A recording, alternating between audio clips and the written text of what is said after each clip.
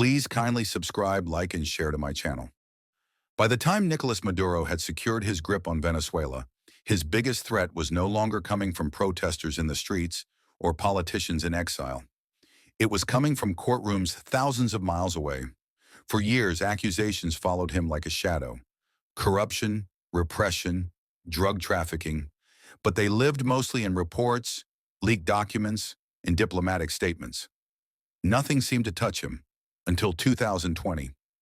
That year, the United States made a move that stunned the world. In March, the U.S. Department of Justice formally indicted Nicolas Maduro, accusing a sitting head of state of leading a criminal organization. This was not a symbolic gesture, it was a legal declaration. American prosecutors accused Maduro of narco-terrorism, alleging that cocaine trafficking was not just tolerated by the Venezuelan government, but actively used as a weapon of power. According to the indictment, drug routes, corrupt officials, and illegal financial networks were woven directly into the structure of the state.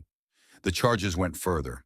They included money laundering, accusing Maduro and his associates of moving billions of dollars through secret channels. And they included corruption, claiming that public institutions had been transformed into tools for personal and political survival. To underline the seriousness of the case, the U.S. government announced a multi-million-dollar reward for information leading to Maduro's arrest.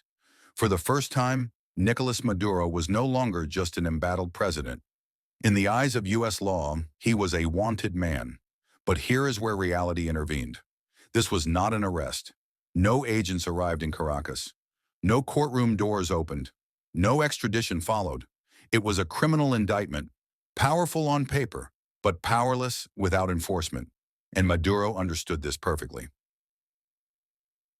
Inside Venezuela, Maduro dismissed the charges as fantasy. He accused Washington of political warfare, imperialism, and attempted regime change. On state television, he laughed off the idea that a foreign court could judge him. Behind the scenes, however, his government reacted differently. Security tightened, travel plans were restricted, and loyalty within the military became more important than ever. Because indictments do not arrest presidents. Power does. While the United States pursued criminal charges, another process quietly began.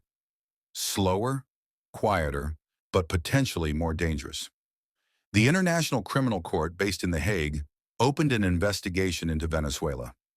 This was not about drugs or money, it was about human lives. The ICC began examining allegations of crimes against humanity, focusing on torture, arbitrary detention, and violent repression carried out by state security forces. Former detainees, activists, and witnesses described patterns, not isolated incidents, but systematic abuse. For the first time, Maduro faced judgment beyond politics, under international law. Unlike sanctions or diplomatic pressure, this process did not depend on recognition or negotiation. It depended on evidence. But once again, power pushed back. Maduro's government rejected the ICC's authority outright. Officials claimed the court was biased, illegitimate, and politically motivated. Venezuela insisted its own legal system was capable of handling any wrongdoing. The investigation continued, but slowly, painfully slowly.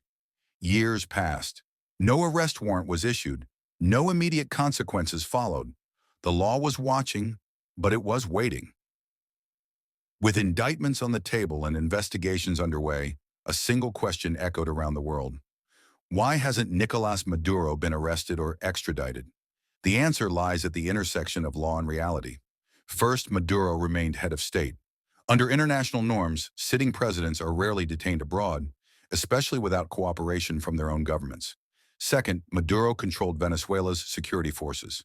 The military, intelligence agencies, and police remained loyal, not just out of ideology, but out of survival. Third, Maduro maintained powerful allies. Countries like Russia, China, Cuba, and Iran rejected U.S. pressure and continued diplomatic and economic support. This international backing made collective action nearly impossible. And finally, Maduro avoided the trap. He did not travel to countries willing to detain him. He stayed within borders he controlled. He made sure there would be no surprise arrests at foreign airports. The truth became clear. An arrest warrant does not equal arrest. Power still shields him. Subscribe, like, and share as the truth unfolds at the turn of events.